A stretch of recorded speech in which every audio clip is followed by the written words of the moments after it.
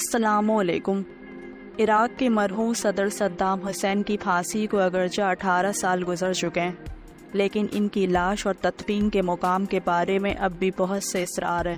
اسی بارے میں بات کرتے ہوئے عراق کے سابق وزیر خارجہ ہوشیار زیباری نے 30 دسمبر 2006 کو عید الاضحیٰ کے موقع پر صدام کی پھانسی کے طریقہ کار اور وقت پر تنقید کرتے ہوئے اسے شرمناک اور ذلت آمیز قرار دیا اور ان سے وہ سلوک کیا گیا جس کے وہ مستحق نہیں تھے۔ سابق وزیر نے صدام حسین کی لاش کے مقام کے بارے میں بتایا کہ جب انہیں پھانسی دی گئی تو ان کے رشتہ داروں اور چاہنے والوں نے تقریب میں تدفین کے لیے لاش وصول کرنے کی درخواست کی۔ اس وقت منظوری آ گئی، لیکن پھر کئی کہانیاں اور بیانات سامنے آئے۔ انہوں نے مزید کہا، ایمانداری سے میں اس بات کی تردید یا تصدیق نہیں کر سکتا کہ وہ اب بھی وہاں ہیں یا کوئی مزاحمتی گروہ آیا یا بعض پارٹی والے اسے لے گئے ہوں۔ تازہ ترین صورتحال کے مطابق صدام حسین کا مقبرہ فضائی بمباری سے تباہ ہو گیا ہے، جبکہ ان کی لاش بھی قبر سے غائب ہے۔ ملیشین نیوز ویب سائٹ کا فرانسیسی نیوز ایجنسی AFP کا اس حوالے سے بتانا ہے کہ عراق کے شہر تکریت کے علاقے الوجہ میں صدام حسین کا مقبرہ تباہ ہے اور قبر میں صدام کی لاش بھی موجود نہیں۔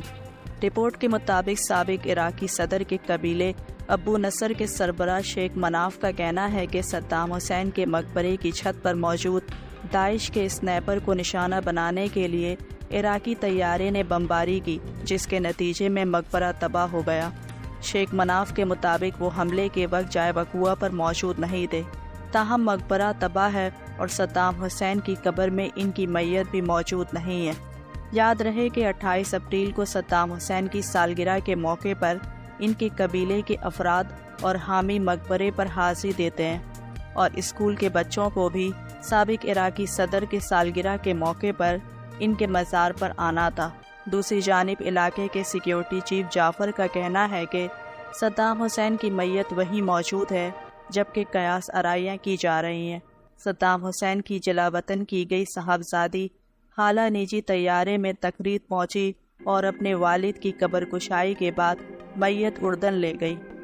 مقامی افراد کا کہنا ہے کہ خالہ کبھی عراق لوٹ کر نہیں آئی، تاہم صدام حسین کی قبر کھودی ہوئی ہے اور لاش بھی غائب ہے۔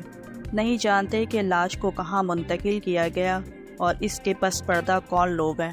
مقامی افراد کا کہنا ہے کہ صدام حسین کے والد کا مقبرہ بھی گاؤں کے داخلی راستے پر واقع تھا، جسے دھماکے سے اڑا دیا گیا تھا۔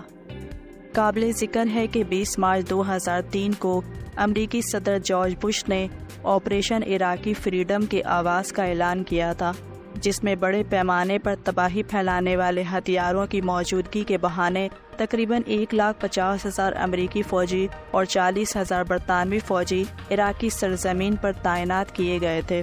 9 اپریل 2003 کو بش نے باسی حکومت کے خاتمے کا اعلان کیا اور عراقی صدر صدام حسین 8 ماہ کے لیے غائب رہے۔